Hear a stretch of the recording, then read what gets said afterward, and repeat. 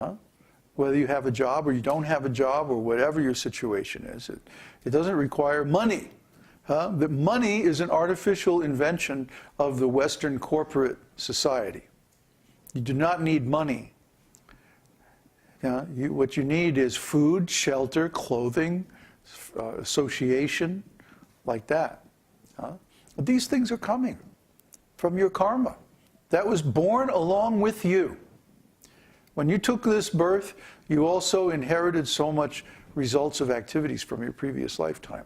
And these things are coming to you. Whether they come through money or they come in other ways, doesn't matter. When I was in India, I lived in temples. So I was always living in a marble palace.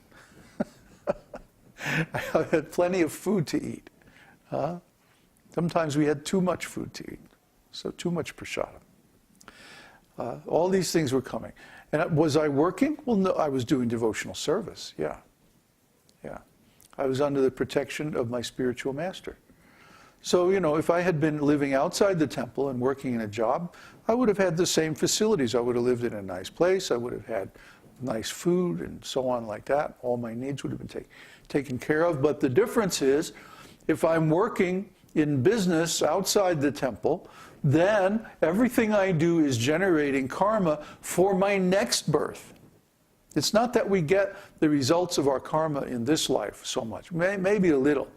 But most of the results from our karma is in the next life. Similarly, we get the results of our previous life's activities in this life. So people say, well, I can't just do devotional service. I have to work for a living and do all this stuff. No, you don't.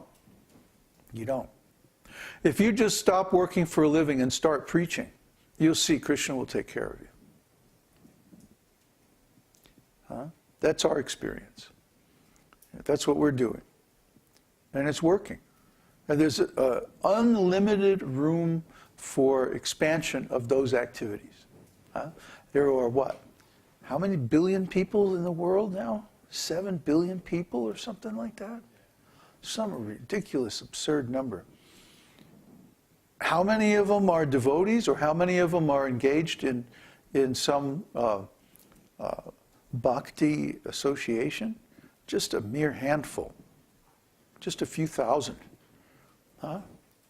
Probably most of them are in India too. So there's an unlimited scope all over the world for propagating this philosophy. And this philosophy can defeat any other philosophy.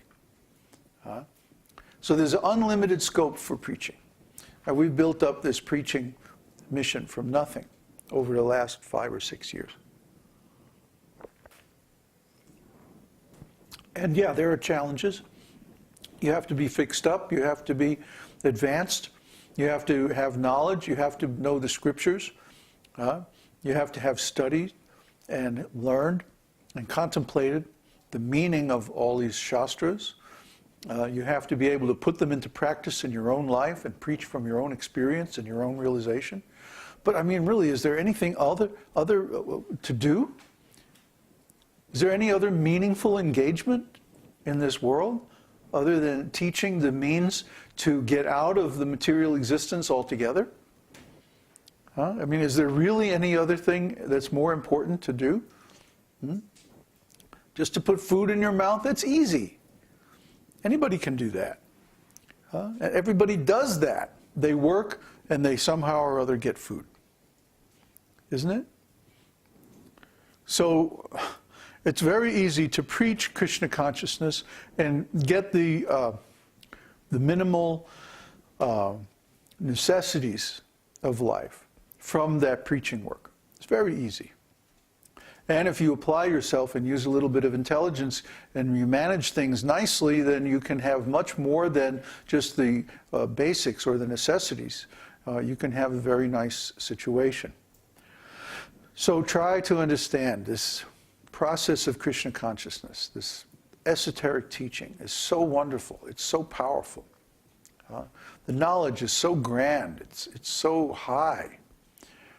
It's knowledge of consciousness and the world of consciousness.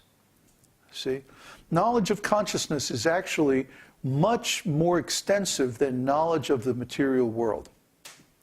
Because everybody's consciousness is a platform for unlimited, beautiful pastimes, the exchange of love between the soul and the Supreme Lord. Try to understand.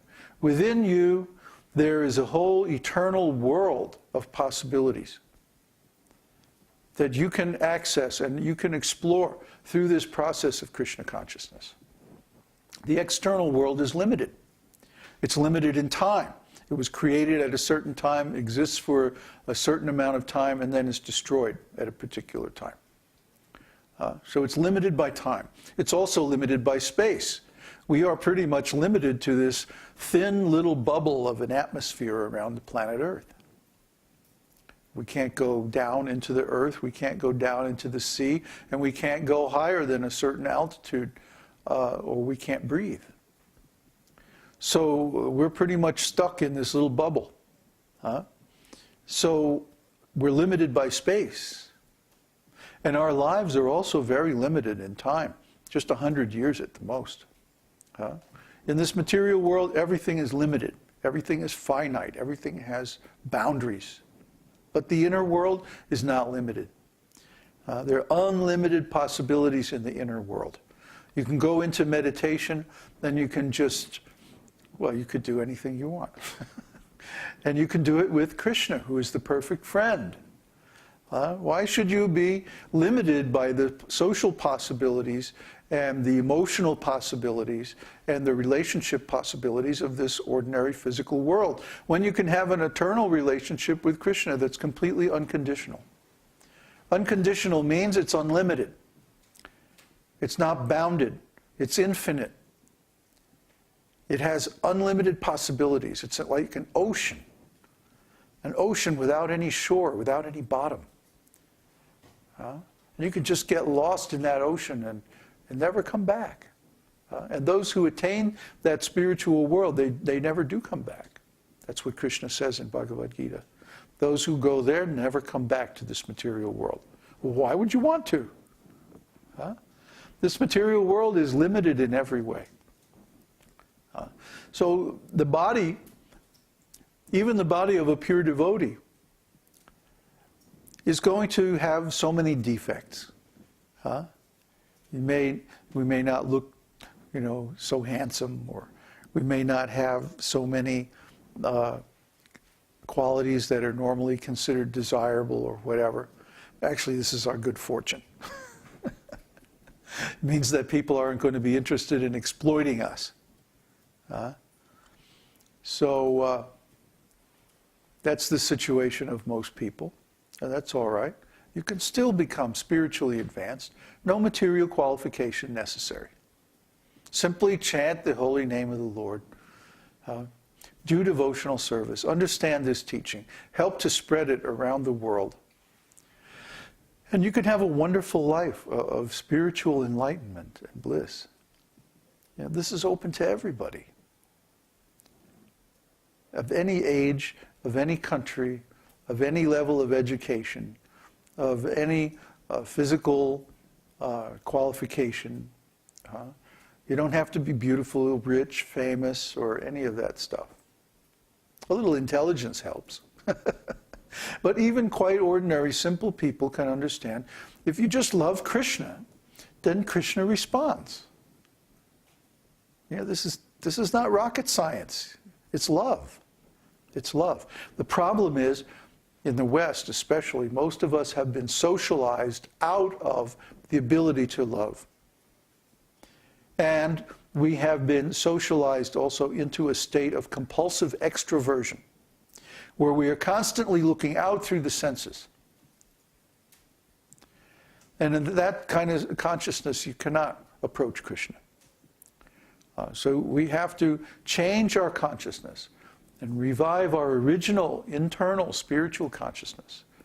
Then we can approach Kṛṣṇa. And everybody wants somebody to love, so why not love the most perfect person? The most beautiful, the most rich.